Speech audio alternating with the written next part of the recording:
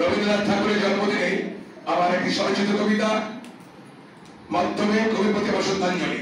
কবিতা বিশ্বকবি রবি, কলমে এবং কণ্ঠে সুকুমার রায়। বাংলার গর্ব, বাঙালির গর্ব, তুমি যে বিশ্বকবি।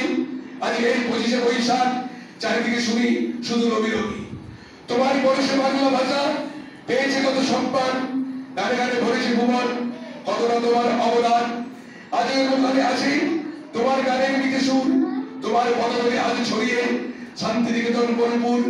প্রকৃতির মাঝে কত চলা, ঘুরেছে কত হেতায়, আকাশে বাতাসে কত গানে ভাসে, আজ শুনি পলাশের ছায়ায়। বিশ্ব দুয়ারে ভারতকে তুমি চিনিয়েছিলে সেদিন, তাই তো তুমি বিশ্বকবি, তুমি যে তুলনাহীন। কত অমর কীর্তি আজও রাখা বিশ্বভারতীর প্রাঙ্গণে, এটাই কত বিশ্ববাসী আছে দেখে সবাই অবাক নয়নে।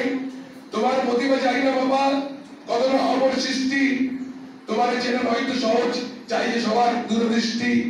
তোমার কলমের কালিতে লেখা হয়েছে কত উপন্যাস, কত গল্প, লেখা হয়েছে নাটক, কবিতা, গান, বিপুল সে সৃষ্টি নয় তা অল্প।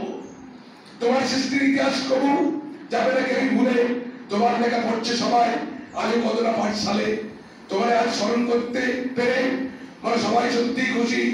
তোমার চরণে জানাই প্রণাম, সবার মুখে তুমি দিয়ে রেখো হাসি। নমস্কার।